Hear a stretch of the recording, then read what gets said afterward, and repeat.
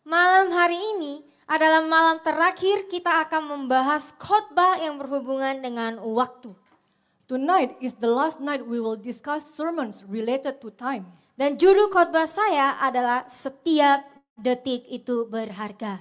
The title of my sermon is Every Second is Sacred. Pernah tidak saudara membuang-buang waktu di media sosial, menonton drama, main game, hanya untuk menyadari bahwa 1 jam atau lebih telah berlalu? Have you ever wasted on social media, watching dramas, playing games, only to realize that an hour or more has passed? Waktu itu seperti uang di dalam rekening bank. Time is like money in a bank account. Setiap pagi Tuhan mendepositkan 86.400 detik ke dalam rekening kita. Every morning, God deposits 86,400 seconds into our account. Pada akhir hari, apapun yang tidak kita gunakan dengan bijak akan hilang selamanya. At the end of the day, whatever we didn't use wisely is gone forever. Dan tidak ada yang bisa dibawa ke hari berikutnya. And there are no rollovers. Jadi, jika setiap detik itu bagaikan harta berharga yang diberikan oleh Tuhan, kita harus mengerti artinya ketika kita berkata bahwa setiap detik itu berharga.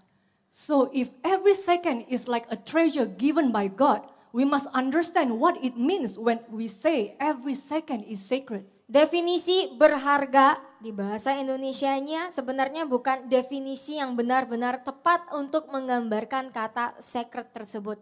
Menurut Kamus Inggris, sacred itu menggambarkan hubungan dengan Tuhan atau para dewa yang didedikasikan untuk tujuan keagamaan karena Tuhan itu layak untuk dihormati.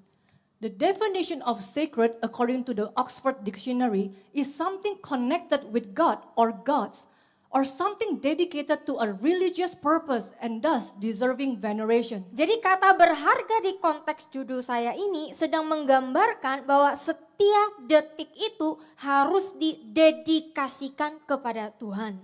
In short, the meaning of sacred is to dedicate something for a higher purpose, and in my context is to dedicate each second we have to God. Dan kata dedikasi itu mengartikan pengorbanan tenaga, pikiran, dan waktu demi keberhasilan suatu usaha atau tujuan.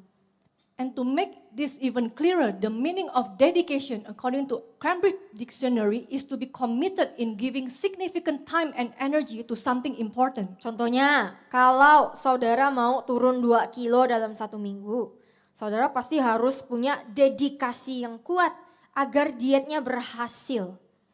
For example, if you want to lose 2 kilos in 1 week, you surely need to have strong dedication, right? Harus ada niat, kedisiplinan, dan ketekunan dalam berolahraga dan juga jaga makan biar bisa turun 2 kilo. There must be intention, discipline, and persistence in exercising and maintaining your diet so you can lose 2 kilos. Atau yang lagi ujian, kalau mau dapat nilai bagus, harus ada dedikasi yang kuat dalam belajar. Or a student who wants to get good grades needs strong dedication in studying. Yang lagi kerja, kalau mau dapat promosi juga harus dedikasi dalam bekerja dengan baik. Or someone at work who hopes for a promotion must also show dedication by doing their job well. Nah, itulah yang dimaksudkan dengan dedikasi. That's what it means to have dedication. Kalau orang aja rela berjuang begitu keras untuk tujuan yang sementara, apalagi kita yang seharusnya mempersembahkan lebih lagi dari setiap detik hidup kita bagi tujuan Tuhan. If people work that hard for temporary goals, how much more should we dedicate every second of our life to the eternal purpose of God? Sekarang pertanyaannya, mengapa setiap detik orang Kristen itu harus didedikasikan kepada Tuhan? Now the question is, why should Christian dedicate every second to God?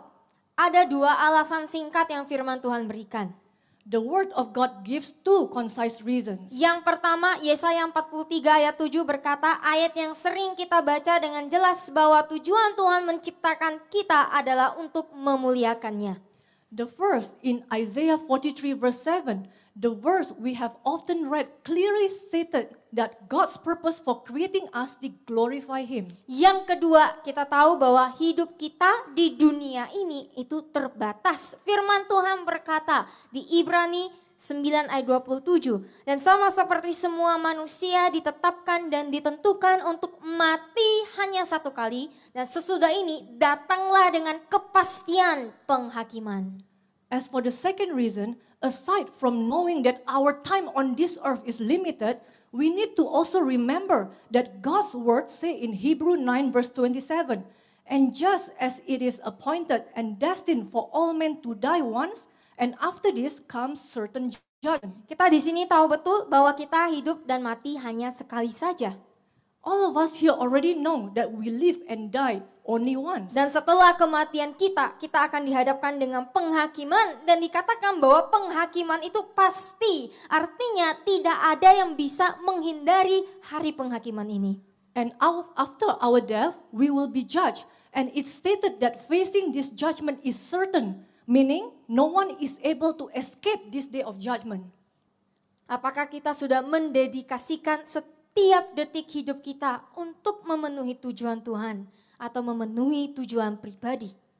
Have we dedicated our seconds of our lives to fulfill God's purpose or to fulfill our own? Apakah kita sudah hidup untuk Tuhan atau kita hidup untuk diri kita sendiri?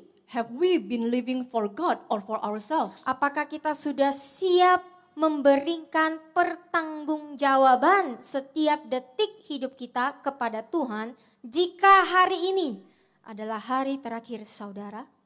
Are we ready to give account for every second of our lives to God if today is our last day? Coba tanya ke sebelahnya, sudah siap belum di hari penghakiman? Ask your neighbor, are you ready on the day of judgment? Jadi bagaimana caranya agar kita bisa mendedikasikan setiap detik hidup kita kepada Tuhan? With that said, how can we dedicate every second of our life to God? Hal terutama dalam mendedikasikan waktu kita kepada Tuhan adalah mengasihi Tuhan secara alkitabiah. The foremost way in dedicating our time to God is by loving God biblically. Hal yang sering kita dengar, tetapi apakah kita sudah dengan sungguh-sungguh mengasihi Tuhan dengan setiap detik hidup kita? This is something we often hear, but have we sincerely loved God with every second of our lives? Bagi kebanyakan orang Kristen, mengasihi Tuhan itu adalah dengan pergi gereja, menghabiskan pikiran, waktu untuk melayani Tuhan, berdoa berjam-jam, membaca Alkitab, memberikan persembahan, tenaga, uang, dan waktu untuk peduli dengan orang yang membutuhkan. For most Christians, loving God means going to church, spending time and energy in serving God, praying for hours, reading the Bible from beginning to end, giving money and giving strength, time to care for people in need, and so on. Apakah itu semua salah? Are those all wrong? Itu semua tidak salah. It's not wrong, Tapi itu bukan definisi mengasihi Tuhan yang alkitabiah. but it's not the biblical definition of loving God. Firman Tuhan berkata di Yohanes 14 ayat 15, "Jika kamu sungguh-sungguh mengasihi aku, kamu akan menuruti dan mentaati segala perintahku." The word of God says in John 14 verse 15, if you really love me, you will keep and obey my commandments. Dengan jelas firman Tuhan berkata, ayat yang sering kita ulangi terus-menerus di RGM, bahwa cara Tuhan melihat kita mengasihi Dia hanya dengan mentaati semua perintah-perintahnya. The word of God has clearly stated a verse we often repeat over and over again in RGM, that the only way God defines loving Him is by obeying all His commandments. Ditambah lagi Matius 22 ayat 37 yang telah mengingatkan kita. Dan jawab Yesus kepadanya, "Kasihilah Tuhanmu dengan segenap hatimu, dan dengan segenap jiwamu, dan dengan segenap akal budimu." And furthermore, Matthew 22 verse 37 already reminds us, and Jesus replied to him, "You shall love the Lord your God with all your heart, and with all your soul, and with all your mind." Firman Tuhan sudah seharusnya menjadi cara pandang utama kita dalam mengasihi Tuhan di setiap detik hidup kita. The word should already be our only perspective on how we love God every moment of our lives. Karena kata segenap mencerminkan ada dedikasi dan pengabdian. Because the word all signifies dedication and devotion. Artinya kita harus mengasihi Tuhan dengan seluruh pengabdian dan dedikasi yang ada dari hati, pikiran, dan jiwa kita. It means we must love God with the complete devotion and dedication of our hearts, minds, and souls. Apa gunanya membaca Alkitab, memberikan persembahan, melayani yang membutuhkan, tetapi diam-diam kita membayangkan fantasi seksual di pikiran kita. Because what's the point of reading the Bible, giving offerings and serving those in need, yet secretly fantasize our sexual lives in our minds? Diam-diam hati kita masih mencaci maki, masih mengutuk, diam-diam masih simpan benci, dendam, amarah, dan kesombongan. Deep inside, do our hearts still curse in silence? Do we still secretly hold on to hatred, resentment, anger, or pride? Apakah hal-hal tersebut membuktikan bahwa kita sudah mendedikasikan setiap waktu kita untuk memenuhi tujuan Tuhan? Would doing these things prove that we have dedicated every moment of our lives to fulfill God's purpose? Jika kita masih seperti begitu, maka bertobatlah. If we are still doing things that do not glorify God, then repent. Karena 1 Korintus 6 ayat 9 sampai 10 berkata, tidak tahukah kamu bahwa orang tidak benar tidak akan mewarisi atau mendapat bagian dalam kerajaan Tuhan? Jangan tertipu orang-orang cabul, penyembah berhala, pezina, banci dengan penyimpangan, juga mereka yang terlibat dalam homoseksualitas, pencuri, orang tamak, pemabuk, pencerca, yang kata-katanya digunakan sebagai senjata untuk melecehkan, menghina, mempermalukan, mengintimidasi atau menfitnah, dan penipu tidak akan mewarisi atau mendapat bagian dalam kerajaan Tuhan. Because 1 Corinthians 6 verse 9 to 10 says, do you not know that the unrighteous will not inherit or have any share in the kingdom of God? Do not be deceived.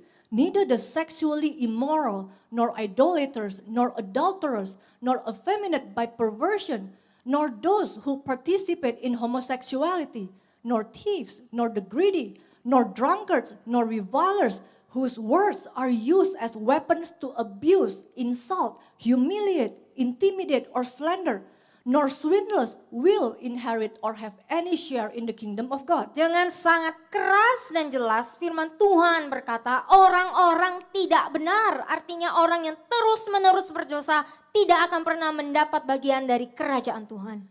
The word of God very sternly and clearly states that those who choose to keep sinning deliberately like this will never have any share in the kingdom of God. Saudara mau masuk dalam kerajaan Tuhan? Mau nggak? Do you want to enter into His kingdom? Terlebih lagi ayat 9 tertulis, jangan tertipu. Furthermore, verse 9 states, do not be deceived. Mengapa firman Tuhan harus mengingatkan kita agar kita tidak tertipu? Why must God's word reminds us not to be deceived? Banyak sekali orang Kristen yang berpikir sekali selamat, tetap selamat walaupun setiap detik digunakan untuk berdosa. There are many Christians who believe that once they are saved, they will always be saved, even if they spend every moment living in sin. Banyak sekali orang Kristen berpikir bahwa mereka bisa menipu diri sendiri dan menipu Tuhan, bahwa mereka akan tetap masuk surga hanya dengan melakukan hal-hal yang kelihatan suci. Some even think they can fool themselves and even God by assuming they will still enter heaven just because they do outwardly religious things that look holy. Itu adalah penipuan. That is deception. Jangan tertipu dengan pendeta yang bilang bahwa cukup terima Yesus dan dibaptis maka Anda sudah pasti akan selamat. Karena firman Tuhan telah mengajarkan kepada kita iman tanpa perbuatan, tanpa pertobatan adalah mati. Don't be fooled by pastors who say that just by accepting Jesus and by being baptized are enough to guarantee your salvation. Because the word of God clearly says that faith without work is dead. Mengapa bisa banyak sekali orang Kristen yang tertipu dan akhirnya gagal untuk mendedikasikan setiap detik mereka untuk Tuhan? Why is it that so many people are deceived and ultimately fail to dedicate every second of their life to God? Hosea 4 ayat 6 berkata, umatku binasa karena kurangnya pengetahuan akan hukumku, di mana aku menyatakan kehendakku. Karena kamu, bangsa imam, telah menolak pengetahuan, maka aku juga akan menolak kamu sebagai imamku. Karena kamu telah melupakan hukum Tuhanmu, maka aku juga akan melupakan anak-anakmu. Hosea 4 verse 6 says, "My people are destroyed for lack of knowledge of my law, where I reveal my will. Because you, the priestly nation, have rejected knowledge, I will also reject you from being my priest. Since you have forgotten the law of your God, I will also forget your children." Satu hal yang sudah pasti kita pelajari dari firman, bahwa orang-orang binasa karena mereka tidak memiliki pengetahuan akan Tuhan. Pengetahuan akan hukum, di mana hukum-hukum Tuhanlah yang memperlihatkan kehendak Tuhan. One thing we can certainly learn from the word is that people perish because they lack knowledge of God. That is knowledge of God's law, where His laws reveal His will. Banyak orang lebih suka mendengar firman daripada pendeta yang terkenal, yang berkarisma, tanpa benar-benar mengenal firman Tuhan itu sendiri. Many people prefer to hear the word only from famous, charismatic pastors without truly knowing the word itself. Bahkan ironisnya, orang yang sudah tahu kebenaran firman pun masih banyak yang memilih untuk tidak taat. Alasannya apa? Susah. Ironically, even those who already know the truth of the word still choose to disobey just because they think God's commands are too difficult to carry out. Saudara-saudari, kita sudah mengetahui definisi yang sejati dan alkitabiah tentang mengasihi Tuhan. Brothers and sisters, we already know the true and biblical definition of loving God. Dan janganlah kita menyamakan kesibukan dalam kegiatan rohani dengan kasih yang sejati kepada Tuhan. And let us not confuse busyness in religious activities with true love for God. Dan jangan lagi kita tertipu, pengorbanan Tuhan telah diberikan supaya kita dapat dibebaskan dari kutuk dosa dan hidup dalam kekudusannya. Don't be deceived anymore. God's sacrifice and love were given so that we could be freed from the curse of sin and live in holiness. Kasih kepada Tuhan harus dibuktikan melalui ketaatan kepada seluruh firman-Nya. Love to God is proven through obedience to all His words. Pertanyaannya, bagaimana cara praktikalnya agar kita bisa selalu berhasil untuk mendedikasikan setiap detik kita untuk Tuhan? Now the question is, what are the practical steps we can take that enable us to consistently succeed in dedicating every second of our life to God? Yang pertama, menghidupi identitas kita sebagai anak Tuhan. First, by living out our identity as children of God. Apa itu identitas? What does identity mean? Identitas adalah sesuatu yang menunjukkan siapa kita sebenarnya. Identity is something that shows who we truly are. Identitas tidak hanya berlaku di dunia, tetapi juga di dalam kerajaan Tuhan. Identity applies not only in this world, but also in the kingdom of God. Dan hanya dua identitas yang disebutkan di dalam firman. And there are only two identities stated in the word. Anak Tuhan atau anak setan. A child of God or a child of Satan. Bagaimana cara membedakannya?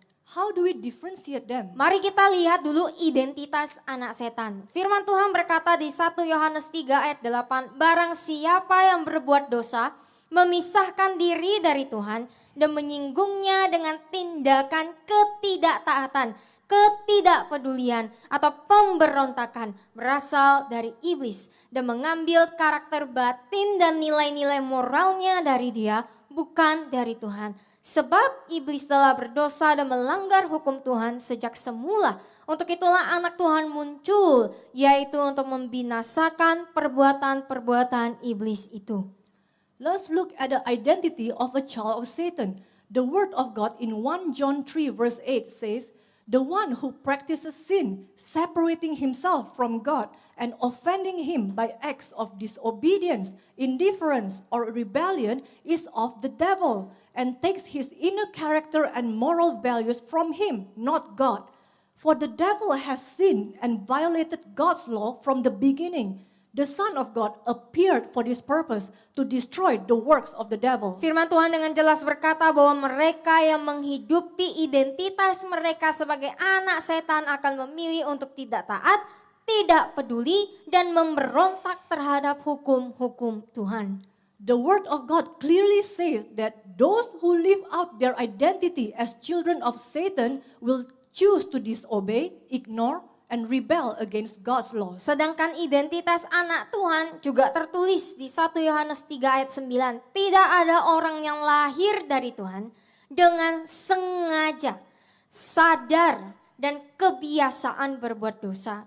Sebab benih Tuhan, prinsip hidupnya, hakikat karakternya yang benar tetap ada secara permanen di dalam dia yang lahir kembali, yang dilahirkan kembali dari atas, yaitu diubah secara rohani, diperbaharui, dan dipisahkan untuk tujuannya. Dan ia yang lahir kembali tidak dapat terus-menerus menjalani kehidupan yang ditandai dengan dosa, karena ia lahir dari Tuhan dan ingin berkenan kepadanya.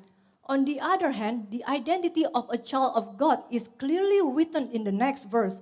1 John 3 verse 9 says, "No one who is born of God deliberately, knowingly, and habitually practices sin, because God's seed, his principle of life, the essence of his righteous character remains permanently in him, who is born again, who is reborn from above, spiritually transformed, renewed, and set apart for his purpose.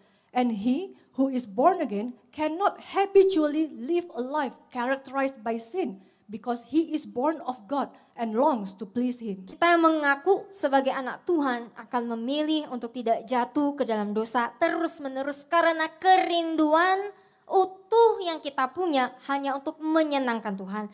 Anak Tuhan akan memiliki kesadaran penuh untuk tidak secara sengaja jatuh ke dalam dosa. Anak Tuhan juga tidak akan membenarkan diri ketika sudah berdosa dan tidak menyalahkan orang lain ataupun situasi atas dosa mereka. Tetapi anak Tuhan justru akan memiliki perubahan rohani. Those of us who truly call ourselves children of God will not continue living in sin, because our deepest longing is to please the Lord. A true child of God will be fully aware not to deliberately fall into sin. They will not try to justify themselves when they do fall, and they will not shift the blame onto others or their circumstances. Instead, they will allow God to bring about real spiritual transformation in their lives. Perubahan rohani artinya ada transformasi hidup. Dari yang mencintai dosa menjadi membenci dosa. Spiritual transformation means a true change of life, from loving sin to hating sin. Dan menginginkan hidup untuk terus-menerus diperbaharui oleh firman, serta mencerminkan setiap tindakan untuk menyenangkan Tuhan. And from living for ourselves to desire a life that is continually renewed by God's word. It is a life that reflects in every action a desire to please the Lord. Dari perbandingan kedua identitas ini, identitas mana yang sedang kita miliki? Upon comparing these two identities, which identity do we have? Coba tanya ke sebelahnya, anak setan atau anak Tuhan? Ask your neighbor, are you a child of Satan or a child of God? Jika kita berkata kita ingin berhasil dalam mendedikasikan setiap detik kita kepada Tuhan, maka kita harus memiliki identitas sebagai anak Tuhan. If we say we want to succeed in dedicating every second of our lives to God, then we must first live out the identity of a child of God. Bagaimana caranya? How do we do that? Kita harus meniru apa yang Bapa kita lakukan. By imitating what our Father does. Efesus 5 ayat 1 berkata, karena itu jadilah penurut-penurut Tuhan, Tirulah dia dan ikutilah teladannya seperti anak-anak terkasih meniru ayah mereka. Ephesians 5 verse 1 says, "Therefore become imitators of God, copy him and follow his example, as well-beloved children imitate their father." Tuhan itu tidak secara kebetulan ketika menggunakan kata meniru. It's not by coincidence that God uses the word imitate. Mengapa? Why? Karena pada dasarnya seorang anak memang akan selalu meniru cara pikir dan cara orang tua mereka bertindak. Because by nature, a child will indeed continually imitate the way their parents think and act. Makanya kita sering mendengar pepatah, buah tidak jauh dari pohonnya, bukan? That is why we often hear the saying, the apple doesn't fall far from the tree, right? Kalau orang tua rajin, anak pasti kemungkinan besar akan rajin. If the parents are hardworking, the children will most likely be hardworking too. Kalau orang tuanya suka marah-marah, anak pasti juga kemungkinan besar akan mudah marah-marah. And if the parents are prone to anger, the children will also be easily angered. Kalau orang tuanya takut akan Tuhan, anak pasti juga kemungkinan besar akan takut akan Tuhan. And if the parents fear God, then higher chance their children will also fear God. Terus apa hubungannya meniru dengan mendedikasikan setiap detik kita untuk Tuhan? So what is the connection between imitating God and dedicating our second of our lives to God? Ketika anak menghabiskan banyak sekali waktu bersama dengan orang tuanya, sudah pasti anak akan semakin mirip dengan orang tuanya. When children spend a lot of time with their parents, they will inevitably become more like their parents. Maka dari itu semakin kuat dedikasi kita untuk memberikan setiap detik kita kepada Tuhan, maka kita akan semakin mirip dengan Bapa kita. Therefore, the more we dedicate every second of our lives to God, the more we will become like our Father. Pertanyaannya, seberapa sering kita mendedikasikan waktu kita untuk serupa dengan Bapa kita? The question is, how often do we dedicate our time to become like our Father? Ingat, Tuhan adalah firman, seperti yang telah tertulis di Yohanes 1 ayat 1. Remember that God is the Word as written in John 1 verse 1. Jika kita ingin menjadi serupa dengan Bapa kita, maka kita perlu memberikan waktu kita secara sengaja untuk mengenal dan menghidupi firman-Nya. If we want to become like our Father, then we need to deliberately give our time to know and live out His Word. Semua yang berasal dari Tuhan harus ditiru. Everything that comes from God must be imitated. Dan hal mutlak yang harus kita tiru adalah kekudusan Tuhan, seperti yang telah tertulis di dalam firman-Nya. And the absolute thing we must imitate is God's holiness as written in the Word. Jadilah kudus sebab aku kudus. Tuhan kudus karena Tuhan benci dengan dosa. Be holy because I am holy. God is holy because God hates sin. Pertanyaannya, sudahkah kita mendedikasikan setiap detik hidup kita untuk membenci segala dosa? Question is, have we dedicated every second of our life to hating all sin? Atau mendedikasikan waktu kita untuk mencintai dosa? Or have we dedicated our time to loving sin? Kita nggak bisa berkata di bibir kita anak Tuhan, tetapi tindakan kita bertolak belakang dengan pengakuan identitas kita. We cannot confess with our lips that we are a child of God, yet our actions contradict with our identity. Itu menunjukkan bahwa kita telah berbohong dan kita telah mengkhianati Yesus. It shows we have lied and betrayed Jesus. 1 Yohanes 1 ayat 6 berkata, jika kita mengatakan bahwa kita memiliki persekutuan dengan Dia, namun tetap hidup dalam kegelapan, dosa, kita berdusta dan tidak mempraktekkan kebenaran. 1 John 1 verse 6 says, if we say that we have fellowship with Him and yet walk in the darkness of sin, we lie and do not practice the truth. Mengapa penting untuk meniru Bapa kita? Why is it important to imitate our Father? 3 Yohanes 1 ayat 11 berkata, saudara-saudaraku yang kekasih, janganlah meniru yang jahat, melainkan meniru yang baik. Barang siapa berbuat baik, menunjukkan karakter saleh, keberanian moral, dan integritas pribadi berasal dari Tuhan. Barang siapa berbuat atau mengizinkan atau menoleransi jahat tidak melihat Tuhan. Ia tidak memiliki pengalaman pribadi dengannya dan tidak mengenalnya sama sekali. 3 John 1 verse 11 says, "Beloved, do not imitate what is evil, but imitate what is good. The one who practices good, exhibiting godly character, moral courage, and personal integrity is of God. The one who practices or permits or tolerates evil has not seen God.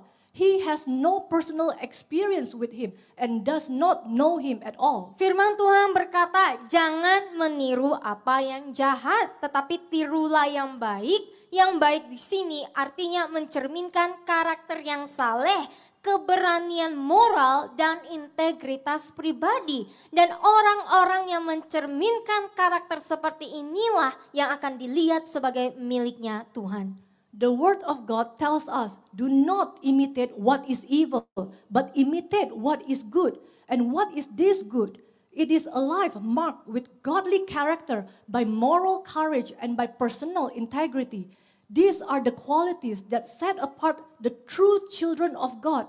And it is those who reflect this kind of life who will be seen and acknowledged as belonging to the Lord. Karakter yang saleh artinya apa? Artinya ada buah roh yang ada di dalam hidup kita, yang mencerminkan Tuhan. Keberanian moral artinya ada keberanian untuk menolak dan tidak berkompromi dengan dosa, terlepas dari harga yang harus dibayar. Sedangkan integritas pribadi artinya perkataan dan tindakan kita selaras dengan firman Tuhan. Orang seperti inilah yang akan dipanggil sebagai miliknya Tuhan.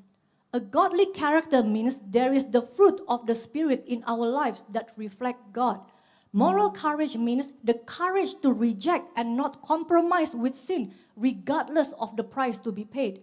While personal integrity means that our words and actions are aligned with God's word. It is people like this who will be called God's own. Jadi, jika kita masih berbuat dosa dengan sengaja dan terus-menerus, apakah kita masih bisa dilihat sebagai miliknya Tuhan? So if we still commit sin willfully and continuously, can we still be seen as belonging to God? Firman Tuhan dengan jelas berkata tidak. God's word clearly says no. Jadi pertanyaannya, kita sekarang sedang memegang identitas kita sebagai anak dari Bapa yang mana? Bapa yang di sorga atau Bapa pecinta dosa? So the question is, our identity now is based on belonging to which father? The heavenly Father or the sin-loving Father? Ingatlah, identitas saudara akan menentukan jalan hidup saudara. Remember, your identity will determine your life path. Maka dari itu, dedikasikanlah setiap detik yang ada untuk menghidupi identitas kita sebagai anak Tuhan. Therefore, dedicate every moment to living out your identity as a child of God. Cara kedua, agar kita bisa berhasil mendedikasikan waktu kita untuk Tuhan adalah mengevaluasi hati kita setiap saat.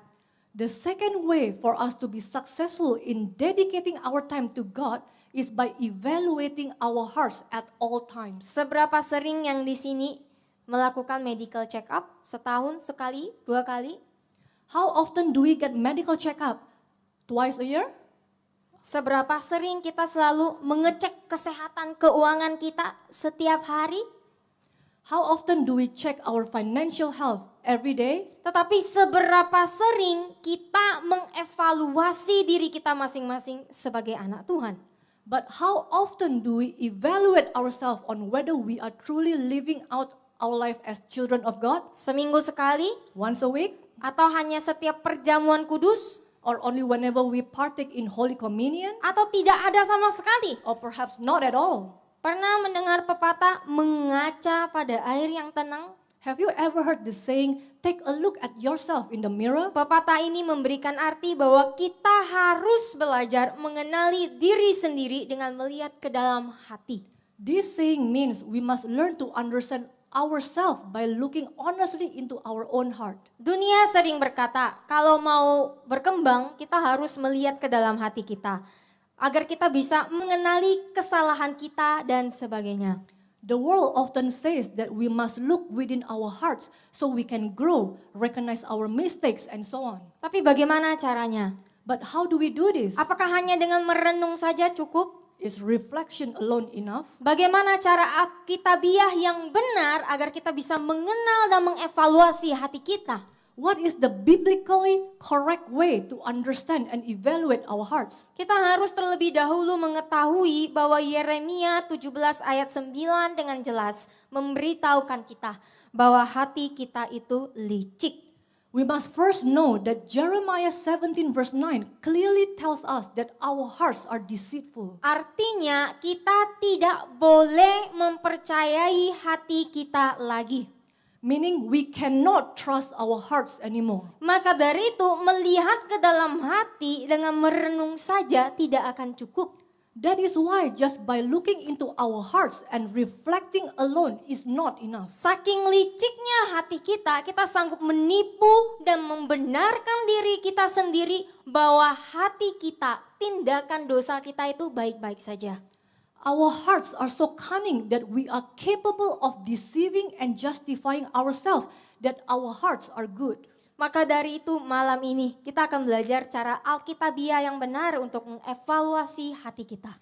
Therefore tonight we shall learn the sure and biblical way to evaluate our hearts. Mazmur 139 ayat 23 sampai 24 berkata, "Selidikilah aku secara menyeluruh ya Tuhan, dan kenalilah hatiku. Ujilah aku dan kenalilah pikiranku yang gelisah. Nah, lihat apakah ada jalanku yang serong atau jahat, dan tuntunlah aku di jalan yang kekal." Psalm 139 verse 23 to 24 says, "Search me thoroughly, O God, and know my heart. Test me and know my anxious thoughts, and see if there is any wicked or hurtful way in me, and lead me in the everlasting way." Kita diajarkan oleh firman bahwa kita harus meminta Tuhan untuk menguji dan mengecek hati kita. Artinya kita harus mengizinkan Tuhan untuk memperlihatkan kepada kita apakah kita sudah berdosa di hadapan Tuhan atau tidak. The word of God teach us to ask the Lord to search and examine our hearts, which means we must allow Him to reveal to us whether we have sinned against Him or not. Mengapa kita harus mengizinkan Tuhan memeriksa dan menyelidiki hati kita? Why must we be willing to let God search and examine our hearts? Karena tanpa kemauan itu, hati kita tidak akan pernah siap untuk melihat atau mengakui masalah yang ada di dalam diri kita. Because without that willingness, our hearts will never be ready to see or admit the problems that lie within us. Dan itulah sebabnya kerendahan hati sangatlah penting. And that is exactly why humility is so essential. Tanpa kerendahan hati, kita akan selalu mencari alasan, selalu menyalahkan orang lain, selalu menunjuk keadaan.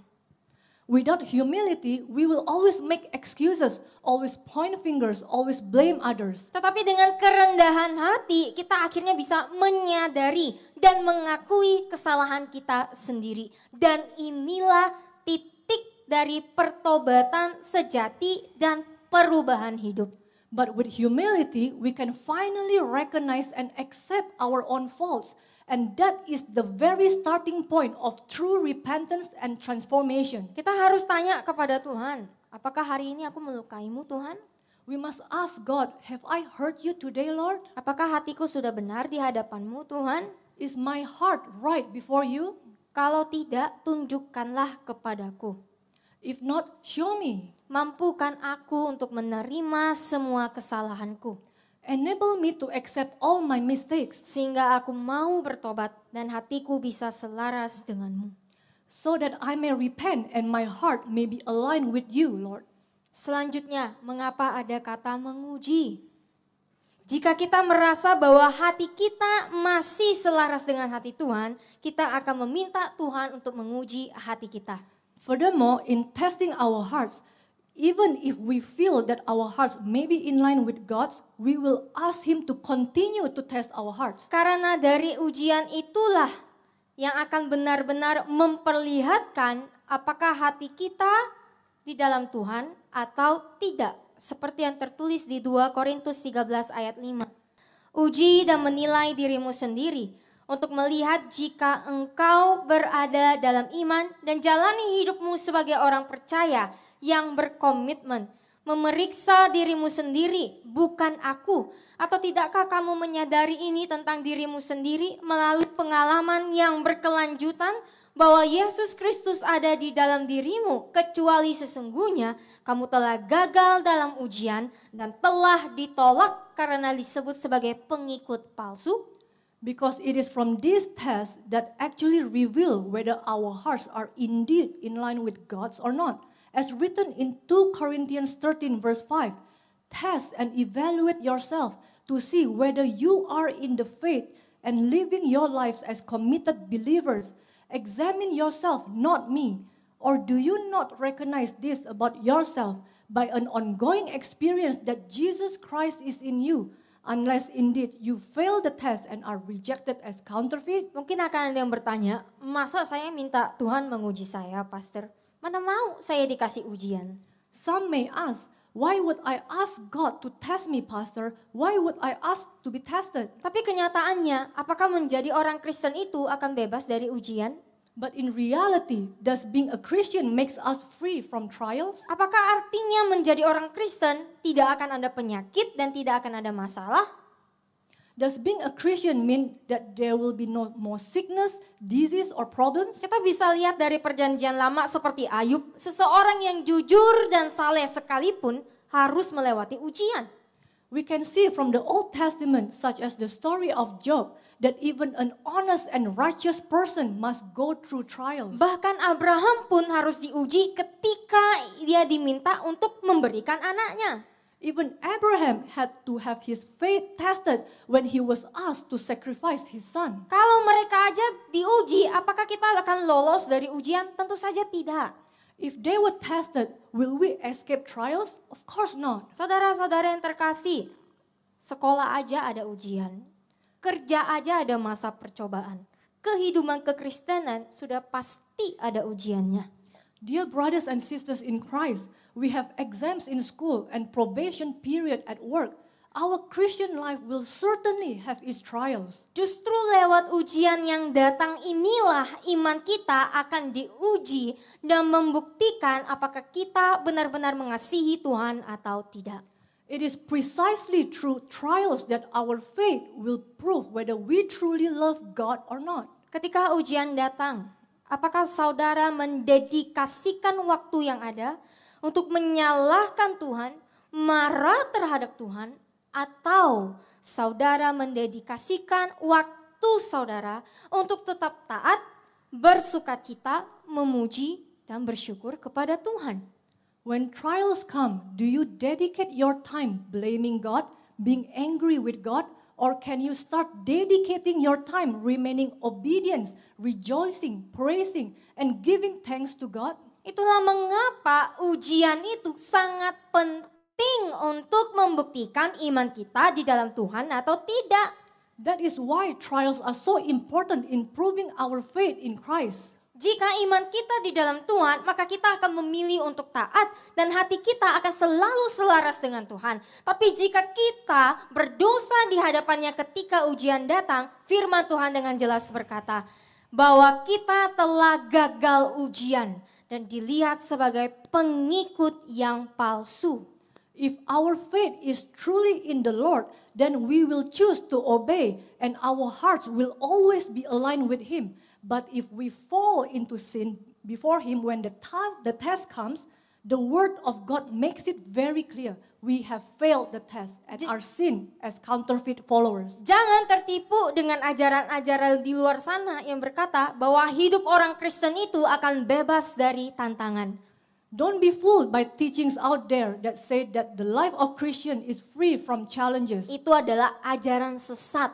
That is all false teaching. Bahkan 2 Korintus 1 ayat 3 sampai 5 berkata, terpujilah dipuji, dan disembah dengan penuh syukur Yahweh dan Bapa Tuhan kita Yesus Kristus, Bapa segala belas kasihan dan Tuhan segala penghiburan, yang menghibur dan menguatkan kita dalam segala kesusahan, sehingga kita dapat menghibur dan menguatkan orang-orang yang berada dalam segala macam kesusahan dengan penghiburan yang Tuhan berikan kepada kita. Sebab sebagaimana penderitaan Kristus melimpah bagi kita, sebagaimana melimpah bagi para pengikutnya, demikian pula penghiburan kita, penguatan, dorongan, dan penghiburan kita melimpah melalui Kristus. Sungguh lebih dari cukup untuk menanggung apa yang harus kita tanggung. Even 2 Corinthians 1 verse 3-5 says, "Blessed, gratefully praised and adored be the God and Father of our Lord Jesus Christ, the Father of mercies and the God of all comfort, who comforts and encourages us in every trouble, so that we will be able to comfort and encourage those who are in any kinds of trouble, with the comfort with which we ourselves are comforted by God. For just as Christ's suffering are ours in abundance, as they overflow to his followers, so also our comfort, our reassurance, our encouragement, our consolation is abundant through Christ. It is truly more than enough to endure what we must." Firman Tuhan berkata dengan jelas memberitahukan kita, justru di dalam penderitaan kitalah penghiburan, belas kasihan, dorongan dan kekuatan Tuhan diberikan secara melimpah, sehingga kita pasti bisa menanggung apapun yang harus kita tanggung. The word of God clearly tells us that it is precisely in our suffering that God's comfort, compassion, encouragement, and strength will be given abundantly, so that we can surely endure whatever we have to endure. Jadi, apakah pandangan kita melalui tantangan hidup sudah berubah? So, has our perspective on life's challenges changed? Apakah kita perlu bersusah hati dan bahkan menyalahkan atau marah kepada Tuhan? Do we need to be discouraged and even blame or be angry at God? Bisakah mulai hari ini kita justru menggunakan waktu kita untuk terus taat dan bersyukur lewat tantangan di hidup kita? Can we start today giving our time to continue to be obedient and grateful through the challenges in our lives? Setelah itu, selain meminta Tuhan untuk mengecek hati kita, bagaimana cara lain agar kita bisa mengevaluasi diri kita? Besides asking God to examine our hearts, how else can we evaluate ourselves? Mazmur 119 ayat 105 berkata, "Firman-Mu itu pelita bagi kakiku dan terang bagi jalanku." Psalm 119 verse 105 says, "Your word is a lamp to my feet and a light to my path." Caranya adalah dengan melihat ke dalam firman-Nya. Another way is by looking into His word. Firman-Nya adalah terang dan pelita bagi kita. His word is our light and our lamp. Izinkanlah firman Tuhan sendiri yang menjadi hakim, yang menjadi pedoman bagi kita untuk mengecek hati kita. Let God's word be the one to judge our heart and be our guide in examining our hearts. Ingat saudara-saudari, firman itu adalah Tuhan. Artinya kalau kita mau minta Tuhan untuk mengecek hati kita harus mau diatur oleh firman-Nya. Karena tanpa firman-Nya kita akan buta secara rohani dan membawa kita dalam kehancuran. Seperti yang tertulis di Matius 6 ayat 22-23. Mata adalah lampu tubuh. Jadi jika matamu jernih secara rohani, seluruh tubuhmu akan penuh dengan terang, mendapat manfaat dari perintah-perintah Tuhan. Ayat 23, tetapi jika matamu buruk, secara rohani buta, seluruh tubuhmu akan penuh dengan kegelapan tanpa perintah-perintah Tuhan.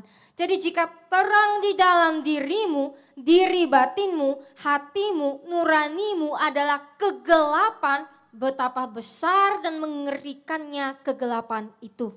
Remember, brothers and sisters, the word is God. If we want to ask God to examine our hearts, then we must be willing to be governed by His word. Otherwise, we will be blind spiritually, and it will lead us to destruction. As it is written in Matthew 6, verse 22-23, The eye is the lamp of the body. So if your eye is clear, spiritually perceptive, your whole body will be full of light, benefiting from God's precepts. But if your eye is bad, spiritually blind, your whole body will be full of darkness, devoid of God's precept. So if the very light inside you, your inner self, your heart, your conscience is darkness, how great and terrible is that darkness? Kita akan melihat lebih dalam lagi betapa pentingnya untuk mengevaluasi hati kita. Seperti yang dikatakan di Filipi 2 ayat 12. Karena itu saudara-saudaraku yang terkasih, sama seperti kamu senantiasa taat pada perintah-perintahku dengan antusiasme.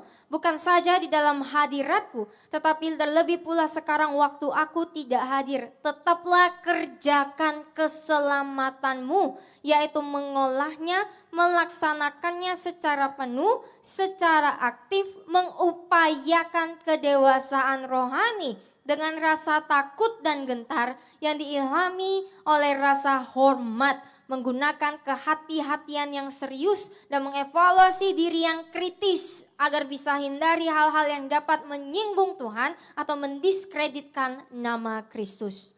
We will look more deeply on just how important it is to evaluate our hearts, as said in Philippians 2 verse 12, which says, "So then, my dear ones, just as you have always obeyed my instruction with enthusiasm, not only in my presence, but now much more in my absence, continue to work out your salvation, that is, cultivate it, bring it to full effect, actively pursue spiritual maturity with awe-inspired fear and trembling, using serious caution and critical self-evaluation to avoid anything that might offend God or discredit the name of Christ." Hal yang paling penting dari ayat ini adalah keselamatan itu harus dikerjakan.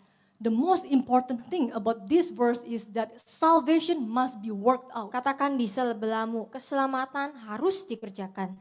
Tell your neighbor, your salvation must be worked out. Artinya apa? Artinya ada bagian yang harus kita lakukan. What does that mean? It means we each have a part to play. Bukan hanya sekedar melakukan hal-hal yang terlihat saja seperti melayani Tuhan, bukan. It's not just about doing visible things that others can see, like serving in ministry. No. Mengejar keselamatan artinya mengejar kedewasaan rohani yang hanya bisa dilakukan dengan taat kepada Tuhan, baik secara kelihatan maupun tidak. Working out our salvation means pursuing spiritual maturity, which can only be achieved through obedience to God, both publicly and privately. Mengapa kita harus mengejar kedewasaan rohani itu? Tujuannya apa? Why should we pursue spiritual maturity? What is the ultimate goal? Tujuannya agar kita tidak menyinggung Tuhan, tidak mencemarkan nama Tuhan, agar kita tidak berdosa di hadapan Tuhan. The goal is that we do not offend God or dishonor His name, that we do not sin before Him. Tujuannya agar orang lain bisa melihat Tuhan lewat hidup kita dan pada akhirnya nama Tuhan akan dipermuliakan. It is also so that others may see God through our lives and ultimately His name will be glorified. Pertanyaannya yang harus kita tanyakan kepada diri kita sendiri. Seberapa sering sih kita benar-benar mendedikasikan hidup kita untuk menjadikan firman sebagai penuntun kita? The question we must ask ourselves is this: how often do we truly dedicate our lives to making God's word our guide? Pikirkanlah, tanpa pelita di dalam kegelapan, bagaimana kita bisa melihat kemana kita berjalan? Think about it. Without a lamp in the darkness, how can we see where we are going? Demikian juga tanpa firman Tuhan, bagaimana mungkin kita mengetahui kondisi hati kita yang sesungguhnya? In the same way, without the word of God, how can we know the true condition of our hearts? Itulah sebabnya mulai hari ini kita harus mendedikasikan waktu kita kepada firman. Biarlah firman itu yang menjadi pelita yang menerangi jalan kita, dan biarlah firman itu yang mengatur serta menuntun hidup kita. That is why starting today, let us dedicate our time to the word. Let it be the lamp that lights our path and allow the word to govern our lives. Sebab jika kita lalai untuk memeriksa hati kita melalui firman, kita tidak akan pernah bertumbuh menuju kedewasaan rohani, dan kita tidak akan pernah berjalan sepenuhnya dalam tujuan Tuhan bagi hidup kita.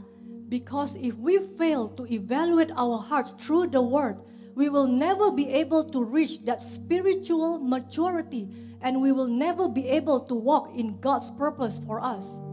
Saudara-saudara yang terkasih, mari kita bayangkan sejenak. Beloved brothers and sisters, let us take a moment to imagine this. Jika hari ini kita berdiri di hadapan Tuhan pada akhir hidup kita hari ini, lalu Tuhan memutar kembali bagaimana setiap detik kita habiskan. Apakah yang akan terlihat? If today we were to stand before God at the end of our lives and He played back how we spend every second, what would be seen? Apakah waktu kita terbuang untuk hal yang sia-sia dan tidak berarti, atau justru Tuhan melihat di mana kita mengasihi Dia, taat kepadanya, dan memenuhi tujuannya? Would our time appear wasted on meaningless and empty things, or would it reveal moments when we love Him, obey Him, and fulfill His purpose? Pilihan ada di tangan kita. The choice is in our hands. Maka dari itu identitas kita, hidupilah identitas kita sebagai anak Tuhan. Therefore, live out our identity as children of God. Terus-meneruslah mengevaluasi hidup kita, baik secara karakter maupun kerohanian. Continually evaluate our lives both in character and spiritually. Dan yang terakhir, izinkanlah firman untuk mengatur seluruh kehidupan kita. And finally, allow God's word to govern our entire lives. Ingatlah, setiap detik itu berharga buat Tuhan, bukan untuk diri sendiri. Remember, every second of our life is sacred to God and not just to ourselves. Mari kita buat komitmen hari ini, bukan besok, bukan minggu depan, tetapi hari ini, untuk melihat setiap detik sebagai sesuatu yang berharga bagi Tuhan. Let us make a commitment, not tomorrow, not next week, but today, to see every second as sacred for God. Apakah kita sudah siap memberikan pertanggungjawaban di hadapan Tuhan ketika waktu kita habis hari ini? Are we ready to give an account before God when our time is up today? Mari kita berdoa. Let us pray. Bapa di sorga, terima kasih atas waktu yang telah Engkau berikan kepada setiap kami. Father in heaven, thank you for the time you have given each of us. Ampuni kami Tuhan, jika sampai hari ini kami masih belum menggunakan waktu kami untuk memuliakan Engkau. Forgive us, Lord, if to this day we still have not used our time to glorify you. Ampuni kami yang masih egois, Forgive us for still being selfish, yang lebih sering berdosa di setiap detik hidup kami. for sinning more often than not in every moment of our lives. Terima kasih Tuhan, Thank you, Lord, karena telah mengingatkan kami untuk menggunakan waktu ini dengan bijak. for reminding us to use this time wisely. Kami mau Tuhan malam ini untuk berkomitmen melihat setiap detik hidup kami sebagai sesuatu yang berharga. We want to commit tonight to seeing every second of our lives as sacred, Dan kami mau memuliakan Engkau. and we want to glorify you. Inilah doa kami Tuhan, This is our prayer, Lord. hanya di dalam nama-Mu kami bersyukur dan berdoa. In your name alone we give thanks and pray. Amin. Amen. Terima kasih Tuhan memberkati.